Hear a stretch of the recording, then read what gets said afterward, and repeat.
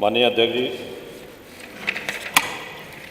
महामहिम श्री राज्यपाल जी के अभिभाषण पर बोलने का अवसर दिया, इसलिए आपको आभार व्यक्त करता हूँ। श्रीमान, हम सभी सदस्यों का एक दायित्व है। हम सब लोग गांव से आते हैं, जनता से जुड़े हुए लोग हैं, तो जो सरकारी योजनाओं में अगर कोई कमी, कोई खामी रह गई है तो उसको निष्पक्ष ढंग से यहाँ पर रखने का दायित्व हम सभी लोगों का है।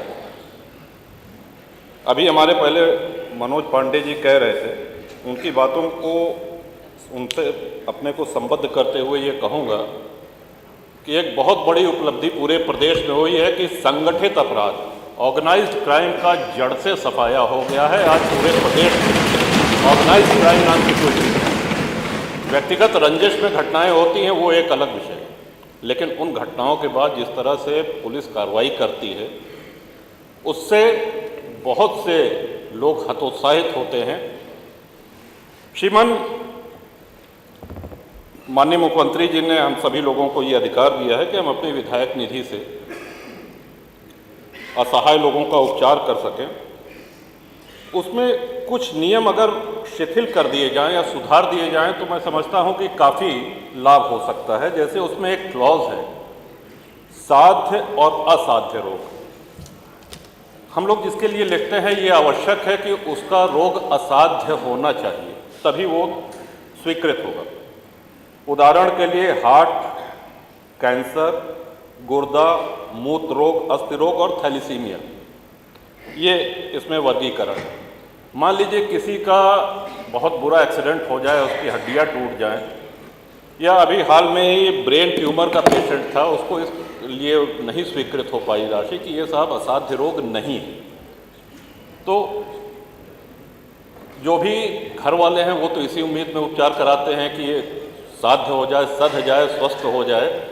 तो अनुरोध है कि अगर विधायक निधि से जो हम लोग देते हैं उसमें से ये असाध्य शब्द हटा दिया जाए। सरकारी अस्पताल में पैसा जाता है और बहुत से लोग ऐसे हैं जो अपना इलाज कराने में सक्षम नहीं हैं, तो मैं समझता हूँ कि काफ़ी लोगों को इससे लाभ होगा। इसी के साथ साथ श्रीमान, पिछले वर्ष भी हमने करा था कि आयुष्मान कार्ड के लिए जो पात्रता है उसमें जो 7-8 बिंदु दिए गए हैं, उसमें 9वां बिंदु है कि यदि कोई 60 वर्ष का है, उसका राशन कार्ड 2019 से है, तो उसमें जो सदस्य 60 वर्ष के हों, यानी पति पत्नी दोनों 60 वर्ष के हों।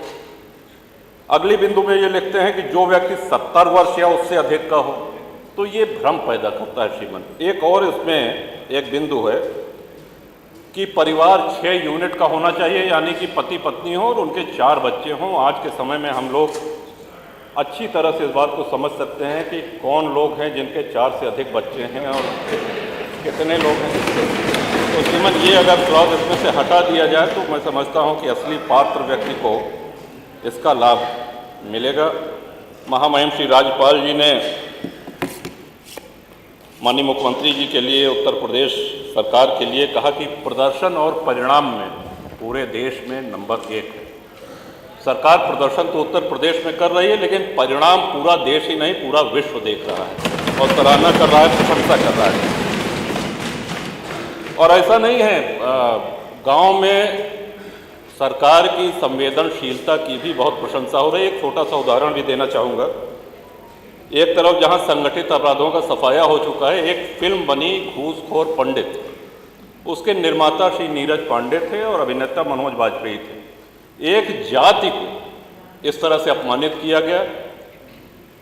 ये ऑल ओवर द वर्ल्ड, पूरे विश्व में एक साथ रिलीज हुई, लेकिन संज्ञान उत्तर प्रदेश सरकार ने लिया, संज्ञान माननीय मुख्यमंत्री जी ने लिया और सबसे पहले उनकी FIR हुई और बाद में सुप्रीम कोर्ट ने, माननीय उच्चतम न्यायालय ने इस बात का समर्थन करते हुए उस पर रोक लगा दी।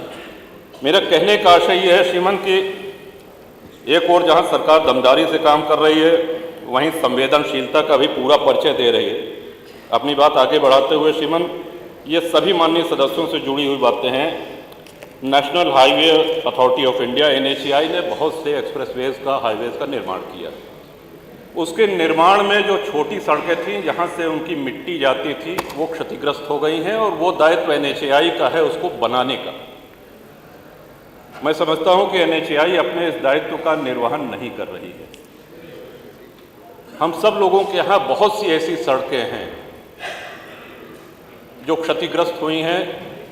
श्री राम वनगमन मार्ग बना, गंगा एक्सप्रेसवे बना, पूर्वांचल एक्सप्रेसवे बना, और भी कई सड़कें बन रही हैं। तो इतने भारी ट्रक मिट्टी लाद के, सामग्री लाद के जब जाते हैं तो छोटी सड़कें, तो एक तो ये अनुरोध है श्रीमान। दूसरा, जल जीवन मिशन के तहत ये बहुत आवश्यक बिंदु है श्रीमान, सड़कें खोद दी गई हैं और उसी उस पे आज माननीय जल शक्ति जी मंत्री जी का जन्मदिन है श्रीमान। और मुझको याद है कि परसों माननीय सदस्य सड़कें खोदने से और जन्मदिन से क्या मतलब है श्रीमान? परसों रोमी जी का जन्मदिन था और उनकी सबसे अच्छी मिठाई का संस्थान है द हेजलनट फैक्ट्री। आपने पीठ से निर्देश किया कि भाई जन्मदिन है तो पूरे सदन को मिठाई बांटना ये तुम्हारा दायित्व है, ये मैं तुमको निर्देश देता हूं, ऐसा आपने कहा और उसका उन्होंने पालन भी कराया। एक एक माननीय विधायक को एक एक डिब्बा। मैं समझता हूं कि रोमी जी को पुनः बधाई। तो आज इनके जन्मदिन पे एक निर्देश ये आप अवश्य दे दें माननीय जल शक्ति मंत्री जी को कि अगला जन्मदिन आने के पहले जो जो जल शक्ति की सड़कें क्षतिग्रस्त है, माननीय मंत्री जी इसको गंभीरता से दिखवा लिया जाए। और आधे से अधिक टंकियां अभी चल नहीं चलती, तो जो बन के तैयार उनको आपको विशेष ध्यान देकर के उनको चलाने के लिए पूरा प्रयास करना पड़ेगा। और क्षतिग्रस्त जो सड़कें हैं, हम सब लोग आपसे बहुत उम्मीद रखते हैं, बहुत आशा रखते हैं। और वो एक शेर है श्रीमन की, कौन सी बात कहाँ कैसे कही जाती है, ये सलीका हो तो हर बात सुनी जाती है। तो आपके सामने इन्हीं शब्दों के साथ इसके पहले कि माननीय अध्यक्ष जी बैठ जाने का आदेश करें, मैं महामहिम राज्यपाल के अभिभाषण का समर्थन करता हूं। जय हिंद, वंदे मातरम।